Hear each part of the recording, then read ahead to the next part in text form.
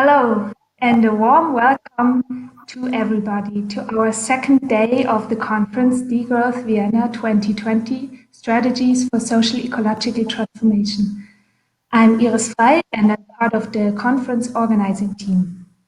Yesterday, we experienced a magnificent conference opening with over 1,200 participants that discussed and debated until late at night, reflecting the vibrant, curious, and active atmosphere of day one. In over 20 sessions, panels, and workshops throughout the day, we made explicit why degrowth is a necessary response to the multiple crises.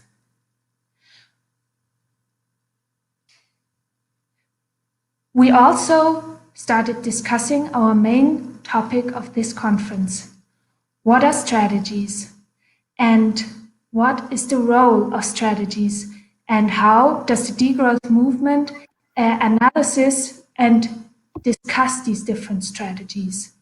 On this second day, we want to take a look at the history of transformation processes and explore the limits and potential of past and ongoing transformations. We will also examine the diverse strategies that are developed and adopted within these processes of transformation. We start this day with a panel on the COVID-19 crisis. For many of us younger conference organizers that have experienced the financial crisis 2008 and 2009 only as teenagers, this crisis is the first that we are trying to grasp in its full dimension. This crisis shows more clear than ever that our current economic system is deeply exploitative and unsustainable. Yet the economic crisis following the pandemic will still hit us harder and could bring us the worst economic crisis of the last couple of decades. Social movement and progressive actors all over the world are trying to organize and mobilize people to defend gains and to bring forward a vision, yet always under the threat of increasing authoritarian tendencies, of deepening social inequalities, distribution from below to the top, as well as horrific policy proposals from a climate perspective, such as car buyer bonuses or airline rescues.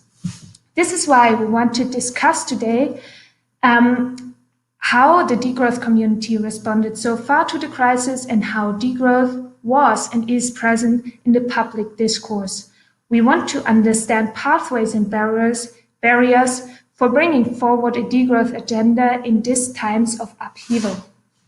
As speakers, I welcome Eeva Houtbeckers, Stefania Barca, Matthias Schmelzer, and Andro Rilovic. They are all affiliated to different bodies within the degrowth movement, and together we will discuss which windows of opportunities there are, if they are already passed, and ask which structural changes would be necessary to react appropriately to the current crisis. Eeva Houtbeckers is an ethnographer from Aalto University. Her academic work focuses on post-growth economy, work and livelihood practices in the global north. She takes part in the Finnish degrowth movement and FADA, the Feminism and Degrowth Alliance. Matthias Schmelzer is a postdoctoral researcher at Friedrich Schiller University in Vienna. He works with Konzeptwerk Neue Ökonomie in Leipzig and is a member of the International Degrowth Support Group. Stefania Barca is a senior researcher at the Center for Social Studies at the University of Coimbra. She teaches political ecology and coordinates the Oficina de Ecologia y Sociedade. She is a member of the Coalition Council of the Green New Deal for Europe. Finally, Andro Rilovic is a member of the organizing team of the 8th International Degrowth Conference that will happen in 2021 in The Hague. He's one of the editors of the Degrowth.info web portal, and he's also a PhD candidate at the International Institute of Social Studies. So our panel today is structured into 3 parts. The first part is dedicated to understanding what happened so far in the degrowth movement as a response to the corona crisis. The second part is dedicated to identifying potential pathways and barriers. And in the third part, we would try to evaluate structural changes within the degrowth movement. Yes, now I have some other technical announcements to you. There will be a translation channel on Discord and also the graphic recording you can find in the harvesting channel. And after our discussion, you can continue your discussions on the fitting Discord channel. Finally, I want to thank Paula, who is doing our IT support today. All right, so Matthias, we start with you. What has the degrowth response to the corona crisis looked like so far? And to what extent are degrowth demands present in the current discourse? Hello, good morning, everyone, or good evening, wherever you are. I'm very glad to be on this panel and discuss these questions with you. The political and economic reactions to the pandemic were indeed stunning. Most of us would not have dreamt or feared what we experienced in the last months. And what we experienced could be summarized in the following sentence. The planned reduction of large sectors of the economy, mostly those sectors that are not necessary for the provisioning of basic services, leading to a rapid reduction in emissions and material throughput, all for the purpose of a higher good, and with the support of large democratic majorities, at least in some European countries. And of course, I described these experiences of the pandemic in a specific way to highlight the structural similarities to degrowth, and I'll come back to this later.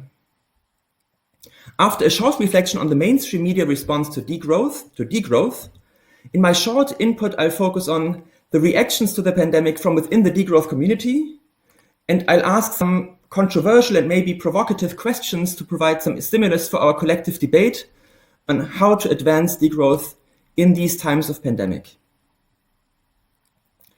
So it's interesting to see that in recent weeks, degrowth was discussed more than ever in mainstream media.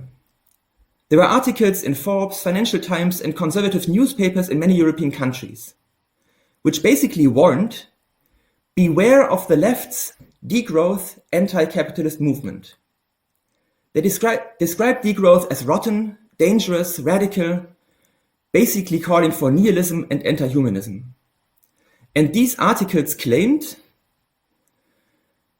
in different versions, the same thing: the COVID-19 pandemic reveals the misery of degrowth. Basically saying, this is what degrowth and radical climate activists wanted all along. The pandemic shows that what degrowthers really want is economic collapse and poverty for all. So how can we interpret this? Are they afraid of degrowth? I would say that one could at least argue that maybe these are the first signs that the debate or that degrowth cannot be ignored any longer, and that we enter in the next phase of the discussion where we need to advance and defend degrowth in much wider contexts. So how did the degrowth community react to COVID-19? To summarize shortly, with a multiplicity of open letters, statements and articles. And the main thrust of these was to highlight that the political and economic reactions to the pandemic are not degrowth. This defensive line of argument was very strong, maybe also in reaction to the just mentioned articles. For example, the first international statement in mid-March by the editorial team of degrowth.info stated, I quote, "The sudden, unplanned and chaotic downscaling of social and economic activity due to COVID-19 is categorically not degrowth." And in a similar fashion, Jason Hickel developed 7 questions which all of those can consult that are confused whether the lockdown and contraction we now experienced is degrowth. For example, is it part of a coherent strategy to reduce ecological impact and improve well-being? If not, it's not degrowth. Or Does it come along with policies to reduce inequality and share national income more fairly? If not, it's not degrowth. So next to this defensive gesture saying COVID-19 is not degrowth, these statements also put forth proposals for transformation. They argued we should not get back to normal since normality was the problem. Rather, we should build back better. And how? Here, these statements highlighted degrowth proposals for radical reforms that are well known for many years within degrowth debates. And these included a strengthening of care work, radical work time reduction, redistribution, degrowing fossil fuel sectors, reducing destructive consumption and travel activities, and many others. For example, there was a statement already in early March by 170 academics from the Netherlands, not using the term degrowth, but promoting 5 policy proposals very much in line with degrowth. If you don't know them, check them out, and I think the link will be posted in the chat. And this statement started a vibrant debate in Dutch media and politics. Similar statements were published in other countries, but as far as I know, with less success. At the international level, there was a statement by FADA, the Feminisms and Degrowth Alliance. From a feminist and decolonial perspective, it focused on the recognition and strengthening of social and ecological reproduction and care. And I think Eeva will talk more about this later. And there were many other statements. I just want to mention the open letter from the Degrowth New Roots Collective, which was signed by hundreds of experts, translated in dozens of languages, and published around the world. It is a great summary of the state of the art of the degrowth response to the pandemic, offering 5 principles for the recovery of our economy and the basis for creating a just society. So, taking a step back, let us reflect on what we can learn from these degrowth reactions so far. Firstly, these various letters and statements demonstrate the strong need for internal debate, self-positioning, and clarification about the proper degrowth position in these times. And this was really good. I want to thank all of those involved in these efforts, and I do think that it brought the degrowth community closer together. However, there was little, maybe too little, outreach to other communities and political projects. One could ask, in which of those struggles people fought around the world against authoritarian and neoliberal response to the crisis, in the care sector, around bailouts, etc., in which of these did degrowth play a role?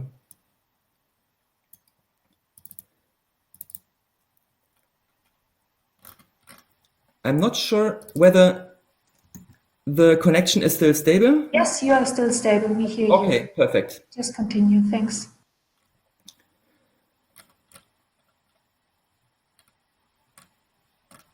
Okay, so in which of these struggles did actually degrowth play a role?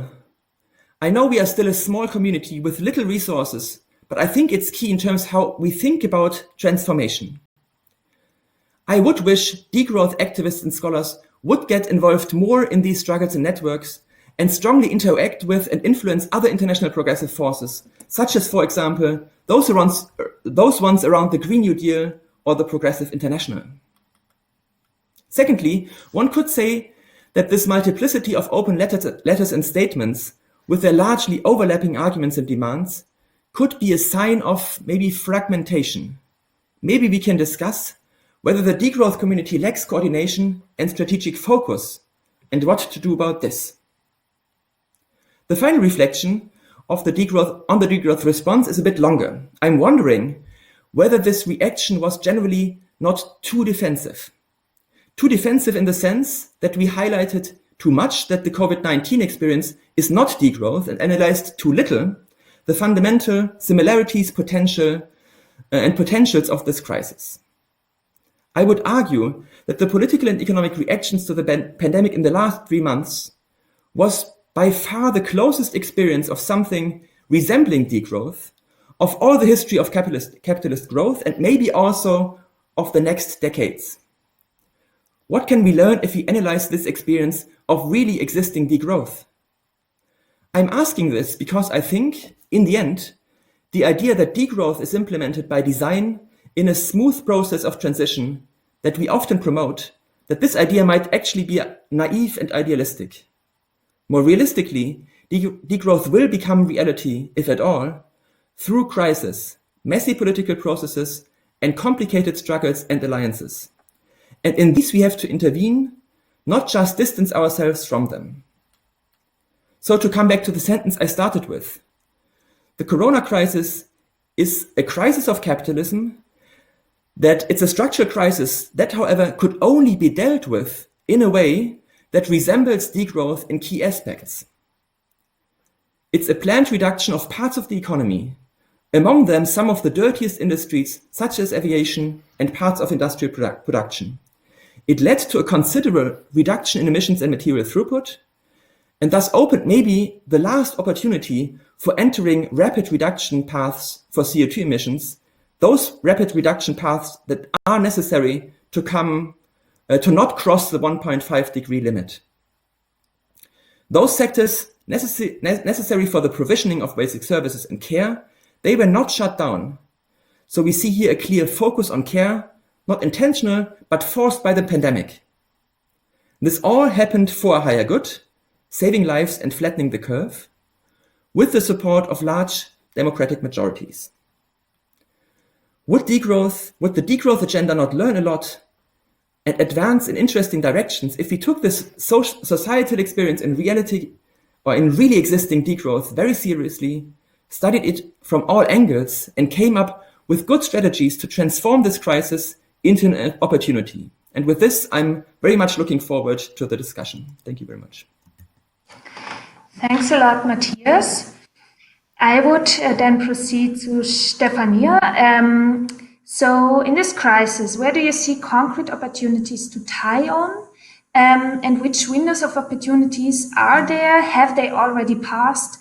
Or are there still moments to intervene? Yes. Thank you, everybody, for being here, and thanks to the organizers of this panel.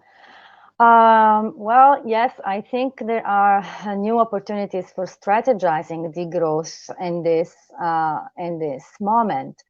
And I will speak of the concrete opportunities, but before that, I want to point out that they are all depending on one broad opportunity that the crisis has brought about, and by this I mean a changing consciousness as regards people's attitudes towards the economy, and this I think it's fundamental it's basic to whatever other concrete opportunity and strategy that we can envision at this moment. And by changing attitudes towards the economy, I mean more specifically the possibility of finally reversing the dualist hierarchy that we are used to between production versus reproduction and care.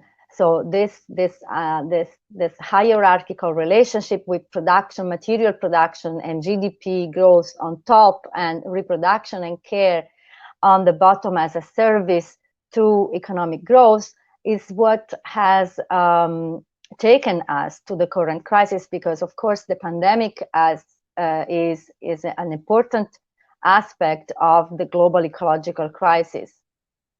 So it is finally the moment I see the opportunity now for people to realize that this relationship must be reversed. And I think this is because the pandemic has revealed the most ferocious phase of the current system. The fact that the economy, by which we mean GDP growth universally, is worth more than lives. And this is a fact that many people had already experienced firsthand before, mainly through the effects of extractivism and polluting industries upon their bodies, their communities, and their territories. But never before, I believe, at least not in my lifetime, the economy had been so blatantly opposed to people's life and to human health, to human life, and never before had human life had been so clearly seen as an impediment to economic growth.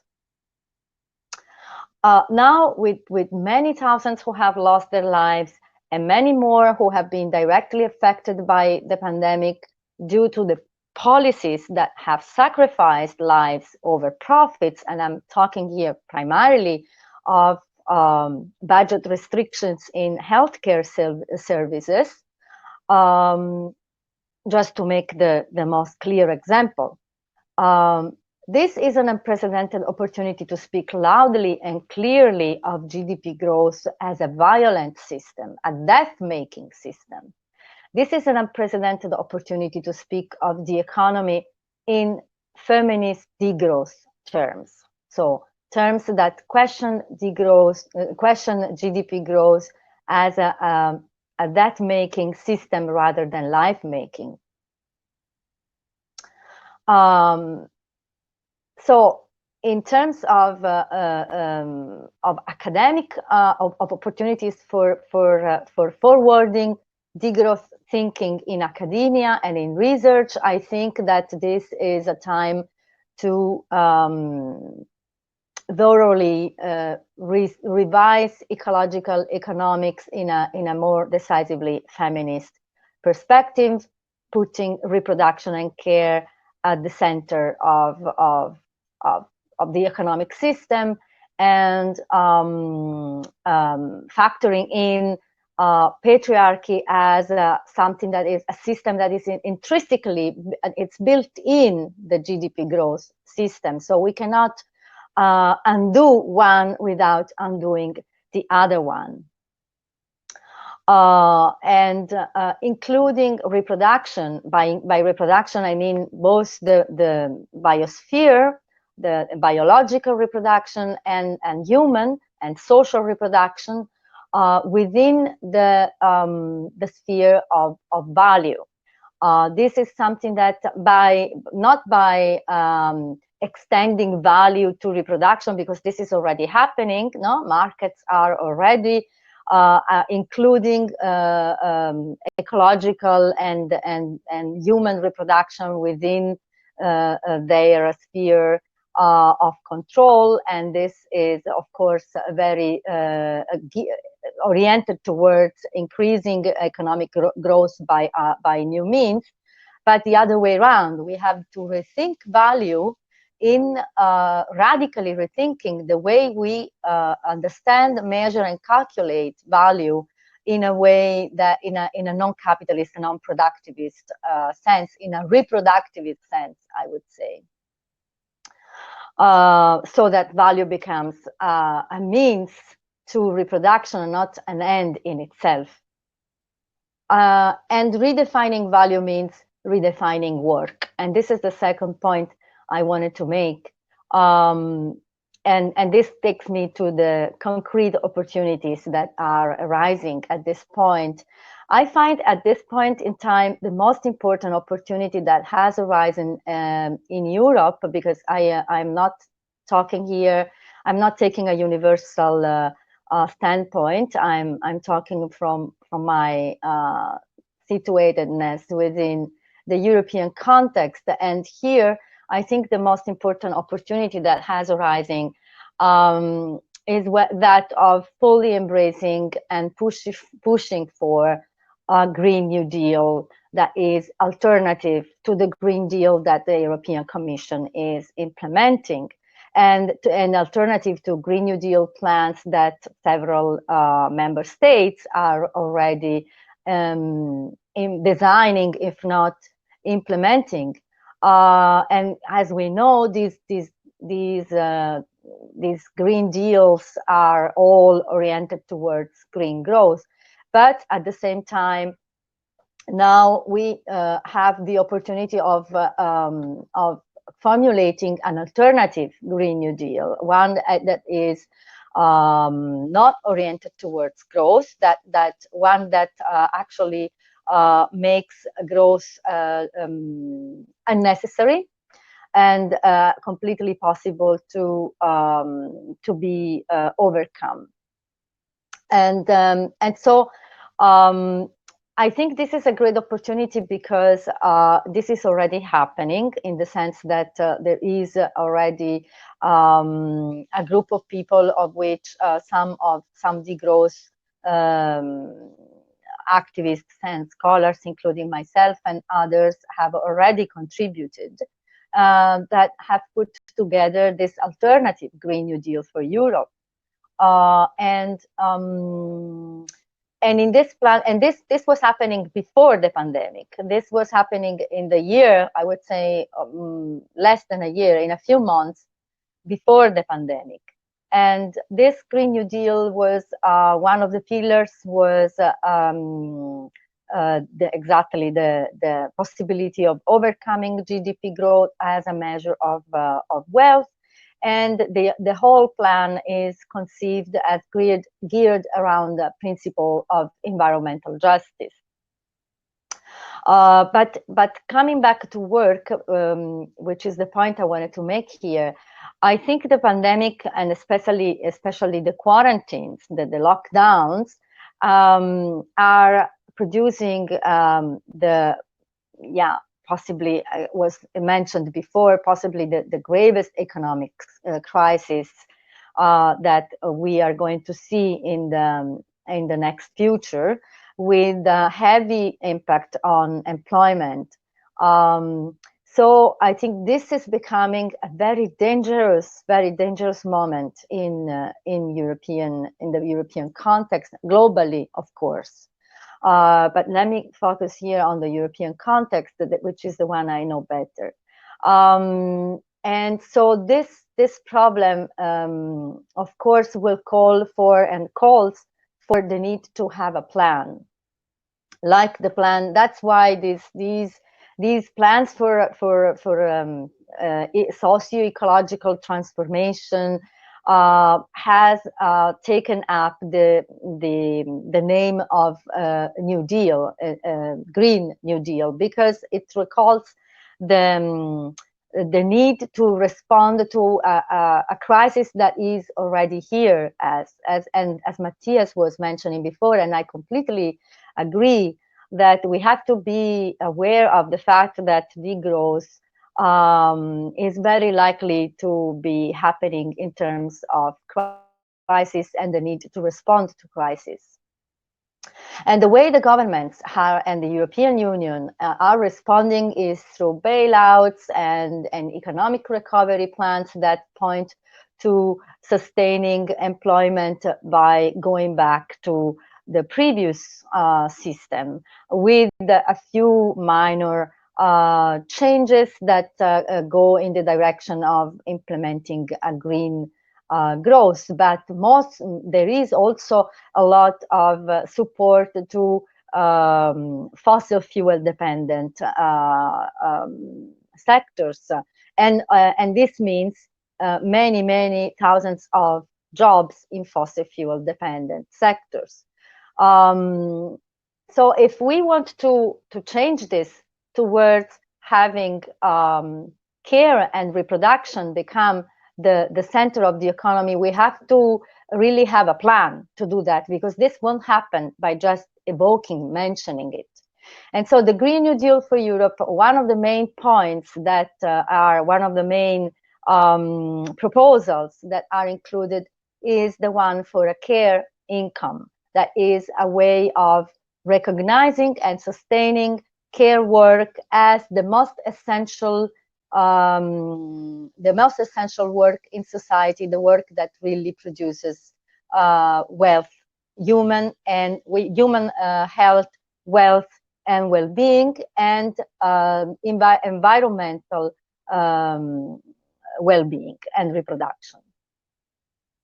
So this is the most concrete opportunity that I've seen so far, and I think that the importance, to conclude, I think the importance of this is that the plan is definitely, it definitely includes and is built around a feminist perspective around care and reproduction, and in fact, it has generated already a connection, an important connection with the international feminist movement through the Global Women's Strike and Women of Color Global Women's Strike that have endorsed this care income proposal through a campaign that has been launched in the last 2 months, and also FADA, the Feminisms and Degrowth Alliance. You must come to an end soonish. Yes. Because of time. Thanks, Steph. Yes, I'm concluding with FADA because this makes gives us a connection to what Eeva will talk about. So FADA endorsed this campaign, and this means that there is a great opportunity for convergence here. Thank you.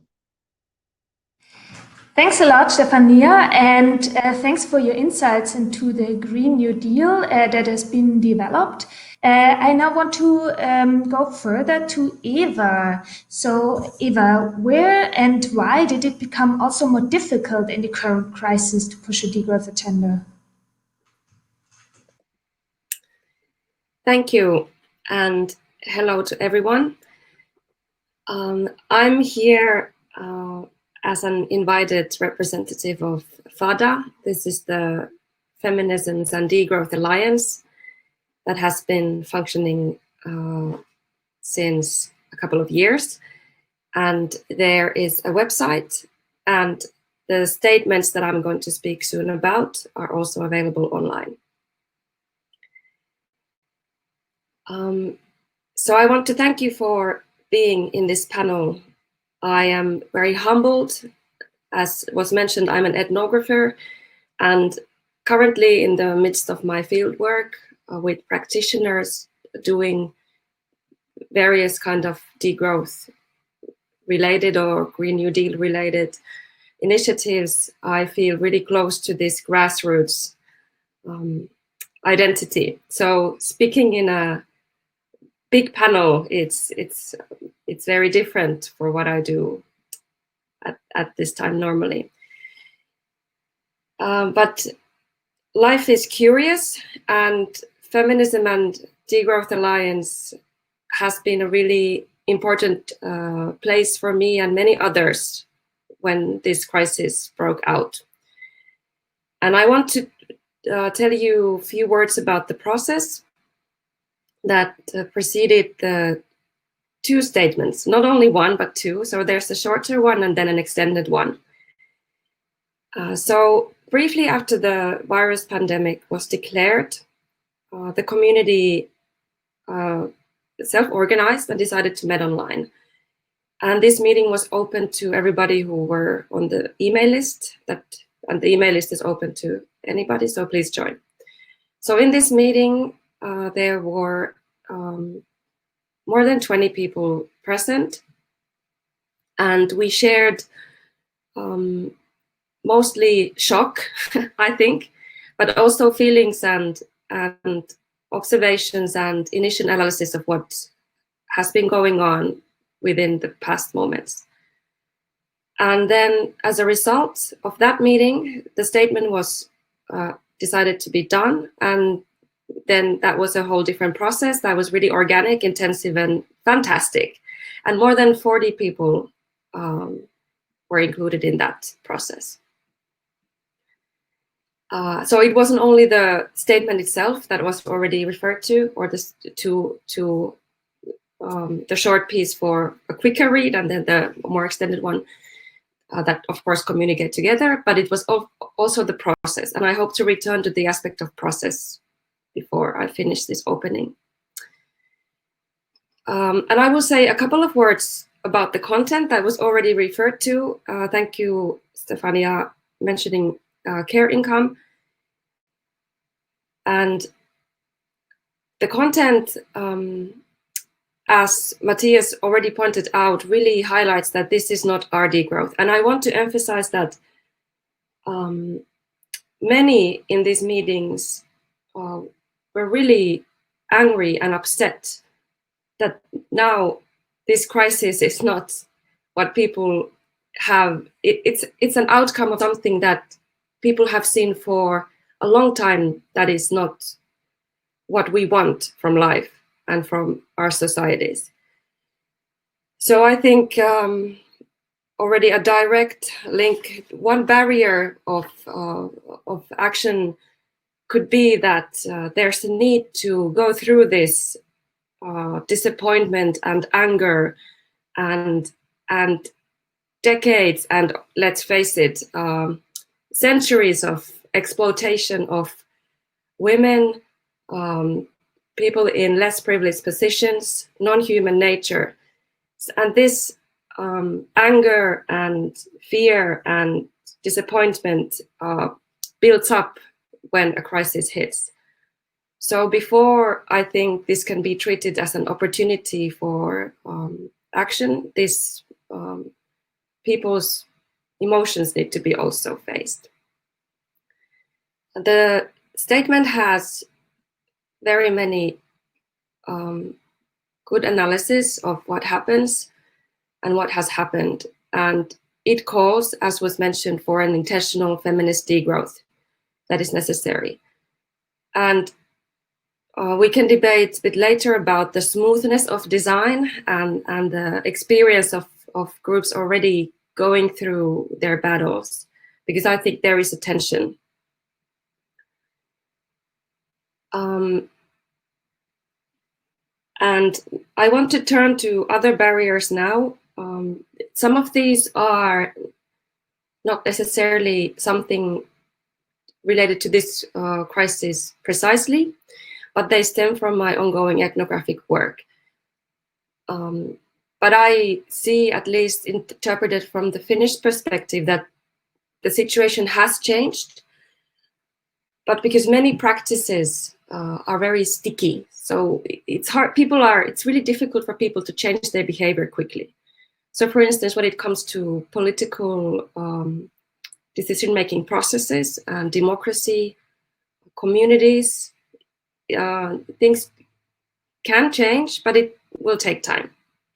So I will talk about 3 barriers, and you will ask me to stop when my time is out if I'm too long. So the first one relates to the evading power among the rulers and elites, and the difficulty of creating a paradigm change. So I have experience through the Finnish degrowth movement of meeting up with degrowth friendly members of the parliament. This was an election campaign we held, and we know who they are. And in one meeting with a member of the parliament, we specifically asked, as we do with everybody, but with this one specifically, because we were sort of so much engaged with this need for change and need for feminist perspectives and need to take care of non-human nature. We asked, what can you do as a member of the parliament for this change? And that's when they shut down completely and explained that they cannot do much. They do the legislation. And if you want to look for somebody who should do something, go to the municipality level. And then I know from experience that when you go to the municipality level to talk to politicians, they will say, go to the members of the parliament or the EU, because we cannot do anything. So power is evading. And another one is that politicians and civil servants are really tired of this paradigm change talk, maybe now more than ever, but at least before the crisis. This is people in Finland who work for Green New Deal related activities. This is the story that we share. And now, related to the crisis, we actually formed some proposals for the government because they had a supplementary budget because of the virus. And paradoxically, our proposals were received quite well, related to housing, mobility, food, agriculture, and so forth. And now it also feels, it might be also a barrier, like how do we deal with this feeling that we are received with a positive light from civil servants. But of course, at least I personally am not that, I don't have that high hopes. I'm sad to say. I feel that these initiatives, however they are treated, might be appropriated again by the growth paradigm. The second barrier that I see, and I feel through the FADA community, is that yet again, there is a danger of bypassing feminist perspectives. Also, when we talk about degrowth transformations. And this is really something that I cannot highlight more.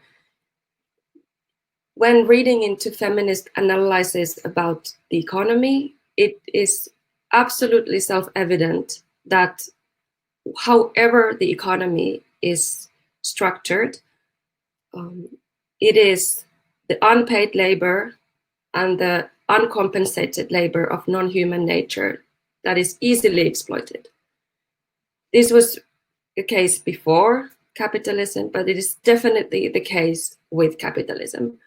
And it is a really great concern. And I think one barrier for internal cohesion and collaboration if this discussion is not taken seriously.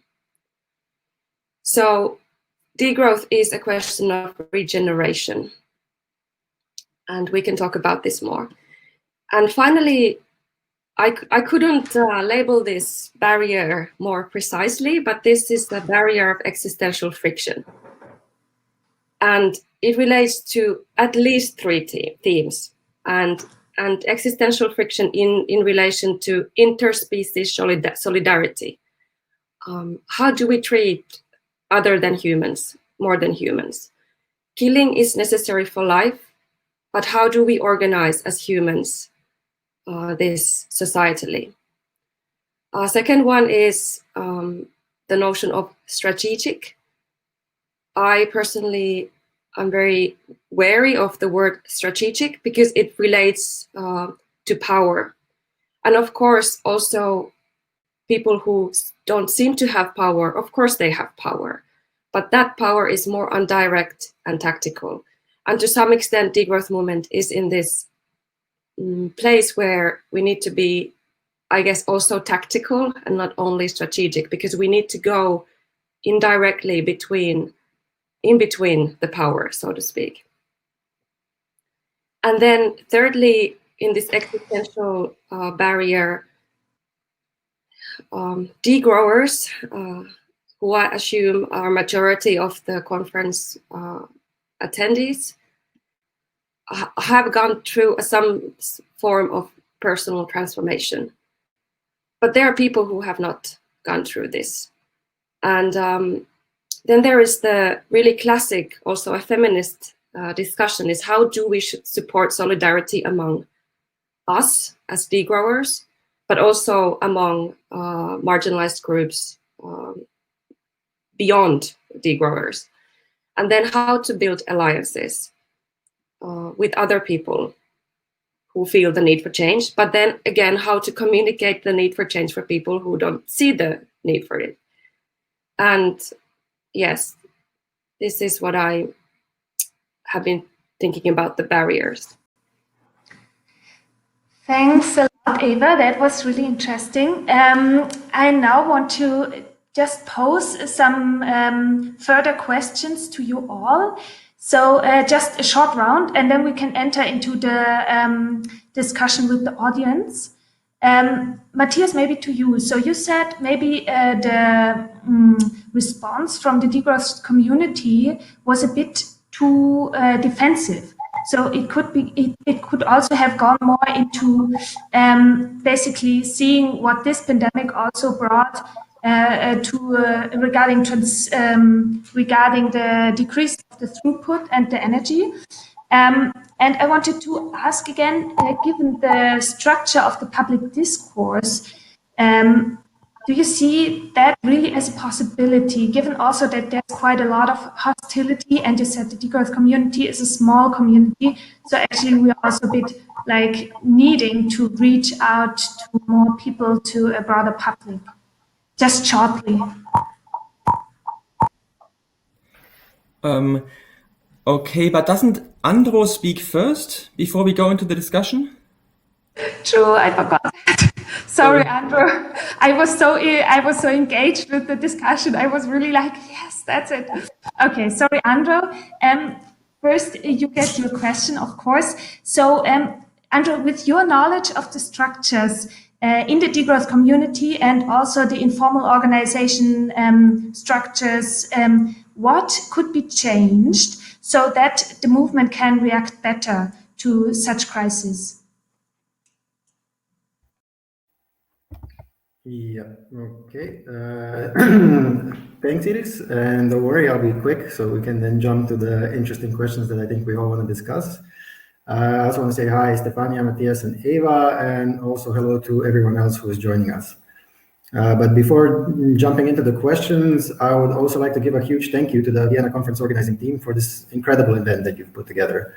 It's been really impressive to see how quickly your team was able to adapt to these unprecedented circumstances, how determined you were to make this conference happen despite the many challenges, and how creative you were in making a space for the Degrowth community to come together at a time when I think we all really need it. Andro, sorry, could you speak a bit slower because the translators feel it's difficult to translate? Yeah, also please tell me if I'm speaking faster again. I'll try to slow down as much as I can. Yeah, so basically, thank you for the absolutely incredible amount of energy and work you have all put into this event to make it happen. And the reason why I'm here and why I will talk to you about the structures and informal organizations associated with degrowth and the possibilities of changing them is mainly because I'm myself involved in two of these informal organizations. I'm a member of the organizing team of the upcoming 8th International Degrowth Conference that will take place in the Netherlands, in The Hague to be more precise, in August 2021. And the other organization that I'm involved in is Degrowth Info, which is at the moment the main web portal for the international degrowth community. So I want to thank both of these organizations, these two wonderful groups of really amazing people. And I want to acknowledge that without their endless passion and compassion, their dedication, their care, attentiveness, and support, I would certainly not have this opportunity to speak to you today. So to both of these groups, I just want to express my gratitude for creating these supportive and empowering spaces where we have a chance to build alternative ways of being together. But okay, I'll turn now to the two questions which I was asked to reflect on. The first one of which is, do you think the degrowth community could do more to advance degrowth in the ongoing corona crisis? And if so, what? And the short answer to this question is yes. I think there is always more the degrowth community could do to advance the degrowth agenda. But crucially, I think it's important that we don't lose sight of just how much has already been done to advance degrowth in this crisis. As Matthias has very nicely summarized, there has been the open letter, the FADA statements, there have been multiple online events as well, such as the second Utrecht Degrowth Symposium and the Degrowth Talk series. There have been manifestos and many great blog posts were written and so on. All in all, I would say that degrowth has been featuring more prominently throughout this crisis than ever before. And in certain places, it has managed to break through into more mainstream consciousness. To say that more can always be done is a truism. So it is important to recognize that a lot has been achieved already, and many, many people have been putting a lot of their time and energy into making these efforts a reality. Unfortunately, it's easy to say that more can be done, but not so easy to answer what exactly. Of course, we could just say that degrowth should break even more into mainstream discourses and imaginaries during the disruptions created by a global pandemic, especially because this crisis, as has already been pointed out, has once again exposed the many absurdities and contradictions of the global capitalist system. Could you speak slower, please? Yeah, sure. So especially because this crisis has once again exposed the many absurdities and contradictions of the global capitalist system to which degrowth has been pointing to for many years. But to provide a simple answer to how concretely the degrowth community could achieve more would be disingenuous, and in my opinion, maybe even counterproductive. And as the thematic focus of this conference shows, we're only now starting to more fully engage as a community with the questions of the strategic direction for degrowth. The diversity and breadth of the degrowth movement also means it is unlikely that we converge in just one appropriate direction and course of action. This plurality is actually one of the strengths of degrowth. However, there is more that unites us than separates us. And based on the many conversations that I've been having with people in the community on this topic, A widely shared conclusion that I think is emerging in this crisis is that the degrowth movement could benefit greatly from a little more coordination and organization. In other words, the question I can give an answer to is not so much what should be done to advance the degrowth agenda, as I think this is something for the community to collectively decide, but rather how this process of collective decision-making can be facilitated and streamlined. And this actually brings me to the second question that I'm supposed to reflect on, and that is, given your knowledge of and experience with the structures and informal organizations associated with degrowth, what could be changed to better facilitate such actions? Well, as I just said, I think the very straightforward answer to this question would be a little more coordination and organization. But I want to stress from the start that that the coordination and organization, I do not mean that we need to formally institutionalize the movement or that we need a governing body, for example. There are many in the community that would be opposed to such centralization, myself included. However, there are ways to increase the flow of information between the different parts of the community and to help make our actions a little more integrated and harmonious.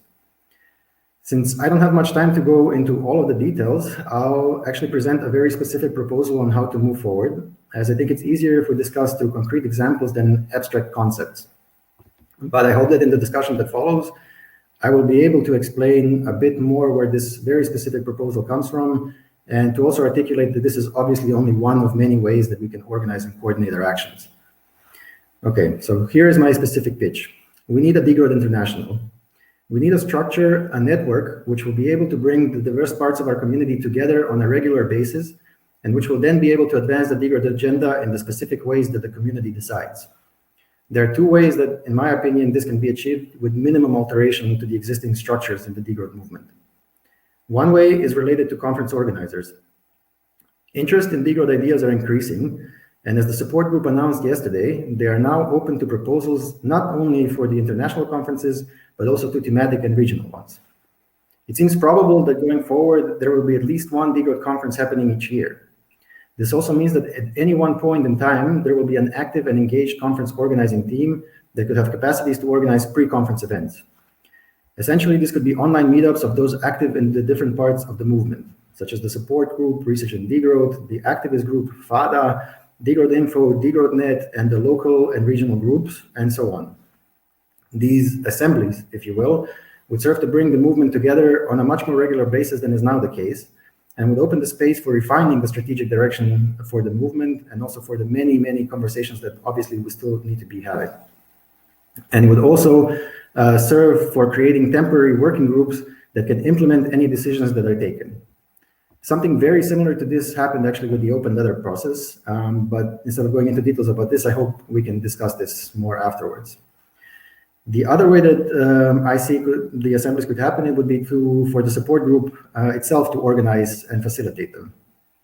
Since the support group is composed of members of all of the previous conference organizing teams, collectively they have an impressive amount of organizing skills and capacities. So for example, within the support group, a smaller working group of say 3 people could be formed each year that would be tasked with organizing and facilitating the online meetups of the movement. What these regular meetups of the Degrowth International would allow is exactly for more coordinated and organized actions of the movement to emerge in an organic and decentralized way. There's a huge amount of energy, capacity, knowledge, skill, care, and determination in the Degrowth community. We just need to figure out a way of unleashing this potential a little bit more and making the degrowth movement flourish. If the Corona crisis has demonstrated anything, is that a flourishing degrowth movement is more important than ever, as both Matthias and Stefania have said. But it has also demonstrated that having structures and processes in place when a crisis happens is of vital importance. In my opinion, it is precisely because there were structures already in place that the Vienna conference organizing team, FADA and Degrowth Info were able to react to COVID-19 in the way that they did. With new crisis looming on the horizon, I think we will need to these structures even more now. So we need to go forward with care, but also with courage and conviction, because it seems that the time for Degrowth to shine is coming. And one final thing that I will mention is that those of us who are working at Degrowth Info, or volunteering, I should say more, have actually been involved in a lot of these, thinking through these processes and trying to think how we can bring the community, the international community together. And we have, towards the end of last year, decided that we need a restructuring of the website in order that we could be able to host initiatives such as FADA and also the Open Weather in a much better way, so that we could serve the community. And for this, we have decided that we need to restructure the website completely. And we have gone through a crowdfunding process, which is now 90% complete, but it's still ongoing. So if anyone wants to support us in these efforts, I think the link will now be in the chat, and we would be very happy to make this change happen for the whole community. That's it for now. I hope we can discuss more on this later. Thanks a lot, Andrew, and sorry again for forgetting your statement. Thanks for this insights into the basically work of the Degrowth community and what is being done also through degrowth.info. We now follow up with the short round of questions to all the panelists, and then we go into the discussion. So Matthias, again, so you mentioned that maybe we shouldn't be too defensive in our response to the crisis, but given the structure of the public discourse, do you see this as a realistic opportunity? And you don't think that this will actually not create a lot of sympathies for the degrowth movement? Yeah, thanks for the question. And as a caveat in the beginning, I don't really have the answer. I think it's a kind of like a collective challenge to us as a community. I wanted to kind of put out there. It's a really difficult question. And I also want to clarify that I certainly did not want to say that this crisis is an opportunity. I do see that there is a lot of dangers, that the crisis is overall increasing the pressure on workers, the poor, etc. So the crisis is managed in an authoritarian way that is putting the burden on the poor, on women, on people of color, etc. And I think this is currently increasing, and this will be one of the lasting effects of this crisis for the coming years, when, as always after crisis, the question is who bears the costs of this, of kind of like the crisis, and also the measures to deal with the crisis. And it's very clear that that there are these fundamental problems. What I do want to say, however, is that there are some opportunities that I think we should highlight. So rather than going in the defensive reaction and basically saying, oh, you are saying this is degrowth, but actually it's not. Degrowth is what we've always said that degrowth is, and kind of like repeating it. I think it would be better if we could manage to kind of advance our own analysis and agenda upfront and kind of like bring it to the open. And I think Stefania highlighted this very interesting kind of like maybe emerging new attitude towards the economy that helps or that might overcome this hierarchical dichotomy between production and reproduction. So kind of like putting this upfront and building on this. Also, an interesting lesson one could take from this is the kind of like new role the state has taken on and the effectiveness of the state with which we do have to deal, and for which we kind of like have to find a bottom-up democratic answer. And I think some kind of like lessons we can put out. For example, it is possible to shut destructive parts of the economy down in a very short time frame. The politicians and the mainstream have always said that it's not possible to kind of like, for example, leave planes on the ground. But now we do have better arguments to put forth. Yes, it is possible. And it's also possible with large majorities if we can kind of like manage to highlight how this is related to a higher good. And then the entire discussion about promoting care and the care sector built on this experience that care is the fundament which is much more important for sustaining life than industry, industrial production, etc. And maybe also kind of like an experience that life with less work, less travel, less consumption, less capitalism in general might also be worthwhile and good. And I think this kind of like putting these experiences out there, not in a defensive mode, but rather as, let's see how building on these experiences together with other actors, such as the entire discussion around the Green New Deal, let's move forward. And let's maybe also publish statements that are not just the degrowth community, but degrowth community and the care workers struggling for better conditions in the care sector, degrowth and the Green New Deal debate, etc. So this is Thanks, Matthias. That's really helpful. I wanted to also ask Stefania. You explained to us the Green New Deal for Europe proposal that puts care work and reproductive work at the center of the economy back again. And I wanted to ask you, do you think you are able to build up enough political pressure and also political power to bring forward at least some of these really progressive proposals? Just a short answer. Thank you. Well, thank you. This is also a very difficult question. This is something I am struggling with, in the sense that I have seen a certain amount of lack of confidence on the part of the very same people who put together this this proposal, because of course the task of changing the economy, let's say, it's daunting, and of course having good ideas and putting them on paper or actually putting them online, it's absolutely not enough. It can never be enough.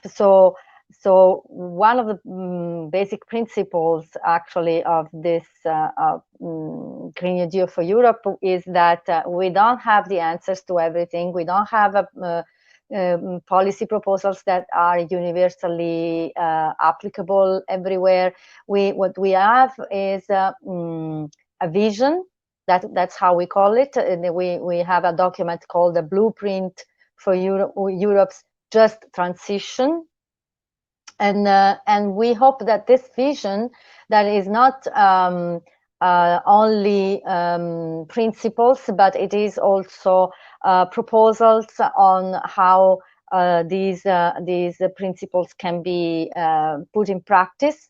We hope that this blueprint can inspire social movements on the ground who are already working along many of the things that many of the pillars of this just transition blueprint. For example, the idea of care work, the centrality of care work, the idea of just transition itself, which is itself a political proposal that comes from the labor movement on how to move towards a post-carbon economy without sacrificing workers. Of course, the environmental justice movements and groups everywhere.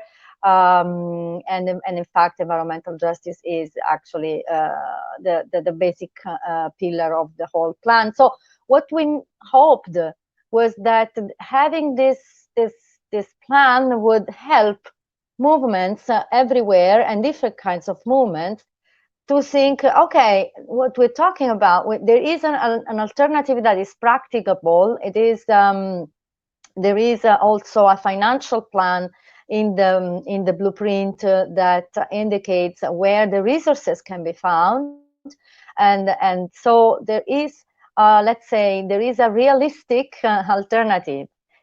So our hope would be that that social movements who are already struggling for these very same things can find this document useful and helpful to demonstrate that they have alternatives, that there is an alternative that we can struggle, that we can all together, we can struggle for and bring forward as a different Green Deal. So to conclude, I would just say, I think this is a time for Degrowth to stop preaching about the necessity, the need, ecological necessity and moral imperative, or even the desire for degrowing, and start talking about the concrete possibility to degrow, and the plan to do so, and make this plan a proposal, a largely widely shared proposal for different movements to endorse and to contribute to with their own perspective. So it's a time for degrowth, I would say, to go realistic, to become a new realism that takes over the growth realism. Thanks, Stefania. So your answer would be like building broader alliances and inspiring movements on the ground. Eeva, you also mentioned that there is the basically the danger that this crisis is creating existential frictions between people and between movements. And I would like to know if you have an idea of how to overcome these frictions, or what would you suggest to overcome these frictions and basically build up alliances and also convince people that are not so much into degrowth yet. Thank you for this. If we can solve this now, we are invincible. So then we can just take over the world, right? Yes, I completely agree with what has been said about being concrete and realistic and focusing on the situated struggles or situated debates and so forth. But I still want to, before going through to the possible solutions, I still want to highlight that often when I speak with people advancing their local initiative, they experience this sense of evading power. So that when they try to be realistic and be concrete, they get this answer that there's nothing we can do. And of course, it's an easy answer, and we should not take that as face value and be more persistent. But we are humans, and we get tired, and that's how it is at times. How I see what's happening closer to me now is that there are these, because of the crisis, because of everything sort of being in this middle ground, there are new alliances building. And the successful ones are the ones that allow discussion. And this is what I think.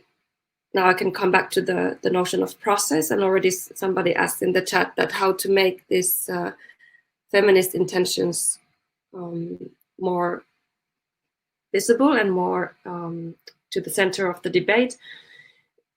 It is about the process. It's such a like an old cliche answer, but there is so much power in being present as who we are. And then again, there is the barrier of then these interactions with people who don't want to do this. So it's a bit of like a vicious circle in that sense. Yes, but I guess I have nothing more to answer at this point for this, how to overcome it in a very concrete manner, except that I also endorse something about intensifying the coordination among the degrowth movements. There is, and especially when doing that, integrating the possibility to discuss. Thanks a lot, Eeva.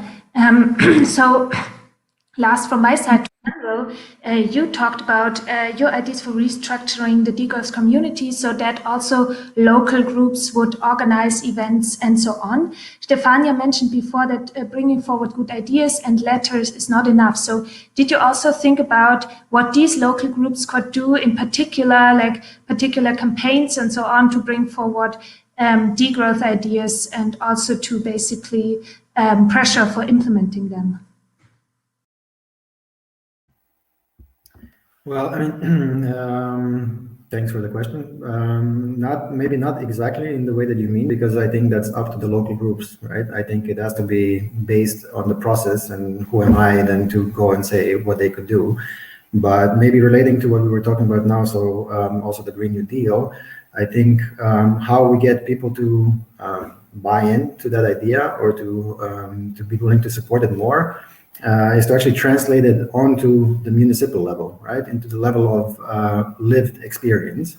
And that's related to a recent article in the Green European Journal by Aron Vasinchan. I hope I'm not butchering that name, but where he basically argues exactly for that we need a radical municipalism if we're going to be able to advocate for things like the Green New Deal, because otherwise it all becomes empty promises to people on the ground, especially those who are not involved in the movement itself. And I would say that is one way of going forward, of trying to find and translate the Green New Deal or any such bigger concept. To me, it's even Degrowth has a lot of these proposals, and how they would work on a municipal level, so that when we talk to people, it's a lot more concrete than it is abstract ideas. And how I think we should approach that is also through this process that I described, right? There's a lot more need for debates and discussion, for an open process where people can contribute, where we can then coordinate with each other. One thing that I would personally would love to see coming from that is to have a discussion on, hey, what would a radical municipal degrowth agenda look like, and how could we then implement it? Then that can be translated by the local groups into their own actual spaces. That's one thing that could be done. And the second thing is basically just connecting to the different movements that are going to be present in those local spaces. And then coming back always to the movement itself to share those experiences. Because I think there's still a lot of people who are doing different things in Degrowth that we have no idea about. Our communications are very siloed. So it really depends on who has connections to who, that those informations are flowing. And I think we need to do that a lot better, right? To learn from each other's experiences, because the crises that are coming, we're all going to have to be adapting much quicker. That's basically my answer. Thanks a lot, Andrew. Okay, then I would give now the floor to the audience. We have got some really interesting questions. Paula forwarded me them. And I want now to pose two questions to all of you, and you can choose who wants to answer. And one question is in particular to Matthias. So the two questions to all is, do any of the panelists believe there is any route to degrowth that doesn't go through crisis? And how can we balance lowering consumption and maintaining other people's lives, their work or income source? And to Matthias, could you comment on how degrowth could have been more aggressive to assert itself in the crisis without watering down its own paradigm? Not easy questions, but who wants to start?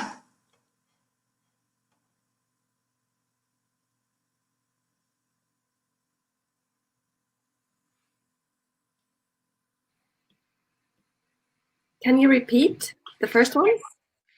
So the first one is, do any of the panelists believe if there's a route to degrowth that doesn't go through crisis? And the second one would be, how can we balance lowering consumption and maintaining other people's livelihoods, so their work or income source? And the third question to Matthias.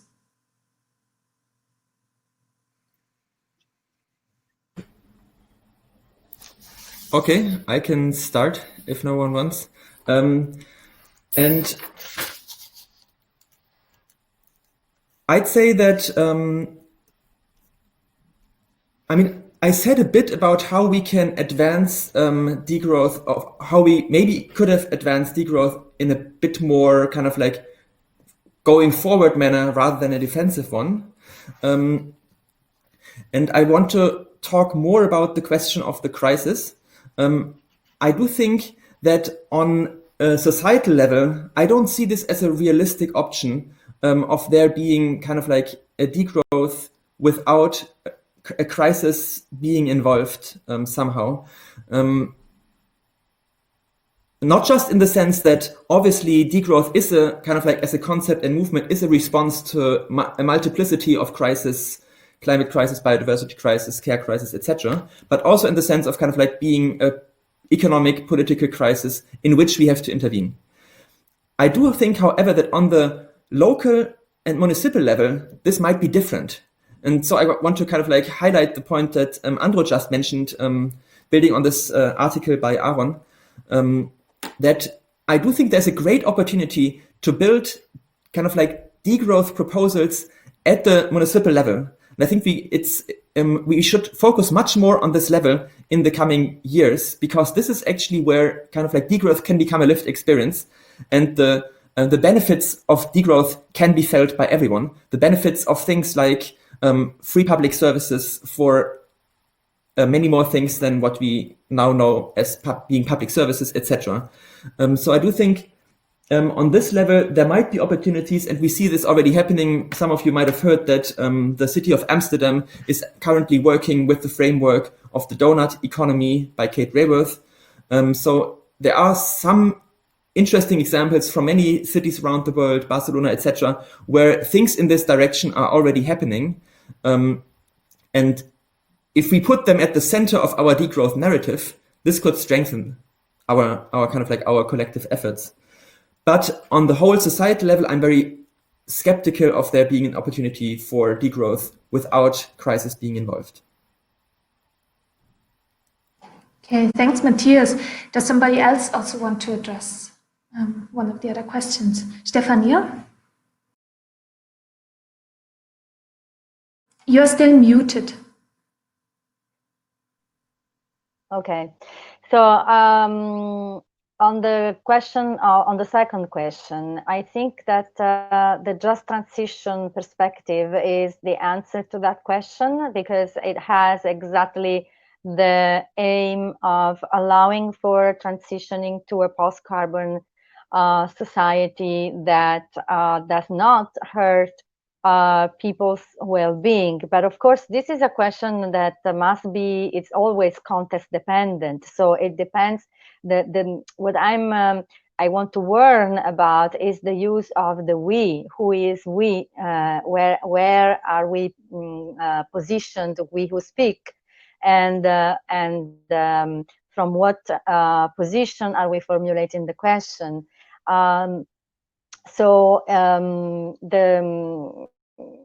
Because there are, of course, jobs that produce income for some and death and destruction for the environment, and also specifically hurt certain people in certain places, like in the case of extractive activities or polluting industries and the like.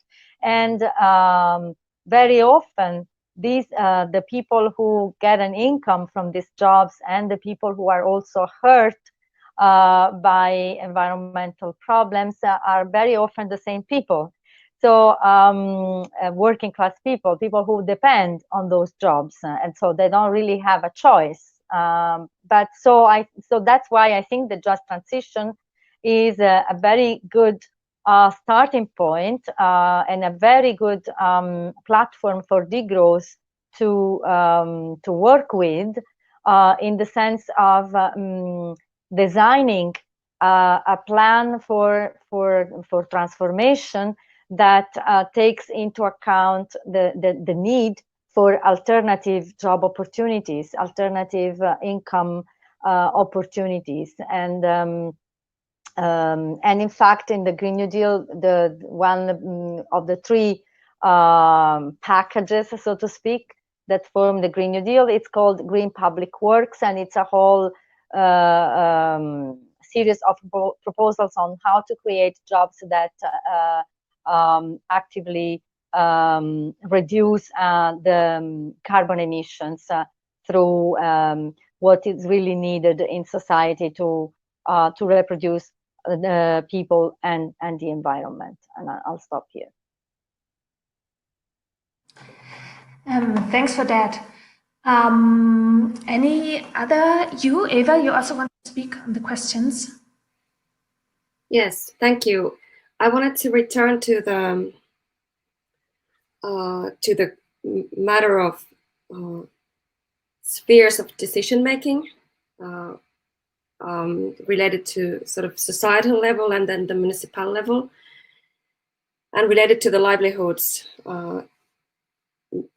discussion that Stefania nicely opened. And then the binary of tactics and strategy that I mentioned earlier. To me, it seems that what I observe with the various initiatives is that they are more powerful the more tactical they are. And by this, I mean that they are they rely on unpaid labor, so they don't have much official resources, as in terms of official like funding from somebody, from the state or from a foundation or a municipality. So they adjust and adapt and conform to spaces owned by others. And of course, then the downside is that they are vulnerable in a sense that when people get tired and then something happens, personal crisis, they are not available. But then again, this I see reflects the potential for degrowth movement as well, as in terms of how to organize. Is this balancing between this certain strategic way of being direct and talking, having these open front stage discussions with powerful institutions, and then have the more tactical working in between places that are maybe less visible and less crowded, but are actually very important in terms of people's everyday lives. But I just leave it there now. Thanks, Eeva. We have time for other audience questions. So there are two more. One is to Eeva and the other one is to Stefania. Wait a minute.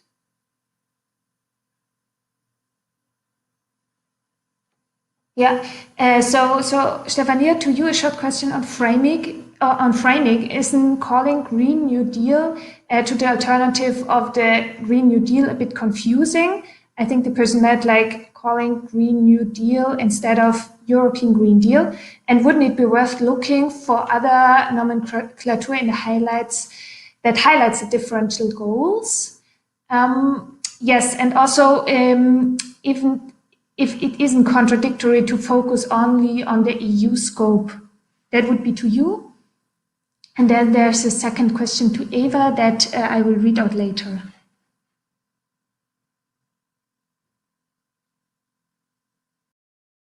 Still muted, Stefania?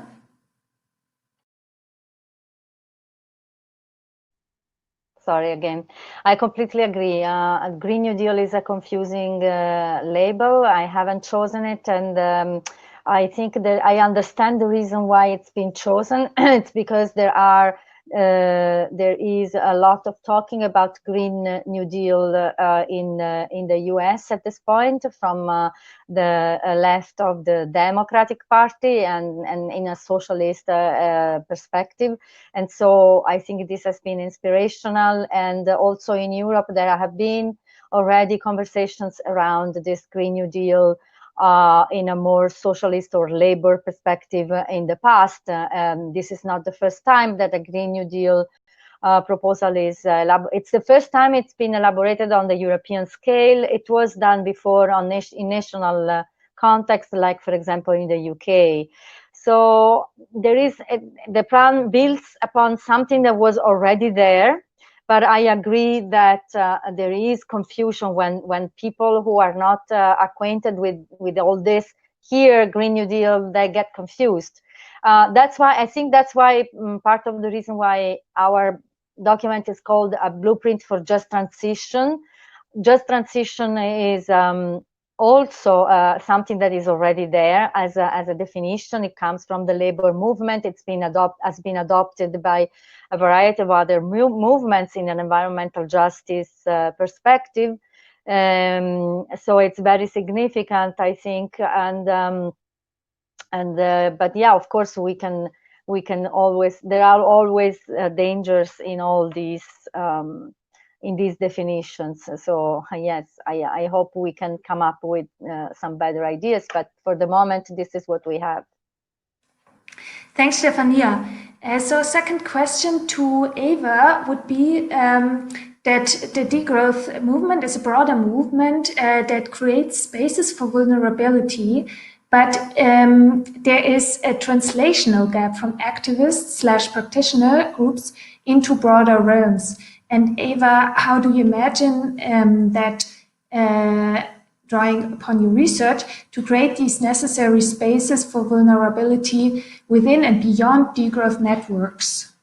So a more specific question to you, Eeva. Yes, thanks for this. And this is exactly what I observe as well, that people are drawn to degrowth for various reasons, of course, but I mentioned the personal transformation, and with that transformation, people might, I don't say that everybody does, but a portion of people with the degrowth movement, I observe that come very tired of communicating. I called it the front stage before. So maybe this is the establishment or the ones with the power or authorities and institutions. Even though it is very important, but this is what I observe that happens. And I wish I had a quick answer again, but what I have been trying to promote is then to include these voices and messages to whatever then comes out from the wherever I'm involved in advancing degrowth agendas or Green New Deal related agendas, and how to do it more on a sort of systematic manner in the degrowth movement. I think I'm in the process of finding out how, and at times I'm very much for coming together and spending a lot of time doing this, what we're doing, and communicating. And at times I'm very also tired of that. So there must be something also in between. And I think I want to thank Matthias for bringing out these very precise points about the attempts to communicate the vulnerabilities, I think, that people have observed. But there is, as you mentioned, there is this danger of then not tying the discussion with other people. And this is my final point. When it comes to academic writing, they say that it's not polite to enter the room, as in an academic discussion, and to just blurt out what you say and then expect everybody to understand you. So I guess there is, as the question precisely says, that there is this need for translation. Whatever discussion is then there to take part in, to somehow do this work from the sort of backstage, everything, and then the front stage where the interaction happens. Thanks, Eeva, again. I would now leave the discussion here and try to wrap up. I enjoyed it a lot. Thanks again for all the speakers who took their time. We heard a lot about the strategic direction that degrowth could take in the current crisis, We also discussed how degrowth could become more real with proposals for the European Green Deal that includes reproductive work and care work and puts it back on the center of the economy. There is also a panel on the Green New Deal and the European Green Deal, which is the proposal of the European Commission, that will take right afterwards here in the same room, so you can stay if you're interested in that topic. We also discussed the barriers for the degrowth movement at the moment and the challenge of creating alliances, and also heard proposals for strengthening the collaboration and the coordination within the degrowth community. So thanks again also to all the audience who was here and who enriched our discussion with these really interesting questions. And also a big thanks again to Paula, who was our IT helper and who forwarded all the questions and who made the polls and so on. So after this panel, you can also have a look at the graphic recording, and you can continue the discussions in the fitting Discord channel. You will be forwarded to this Discord channel automatically. So if you want to stay here, just don't follow the link. If you prefer to go to Discord, just accept the yellow pop-up that will appear soon. Goodbye from our side, goodbye from my side, and I'm looking forward to seeing you on Discord soon. Thanks again to all the speakers, and bye-bye. Bye-bye, thanks.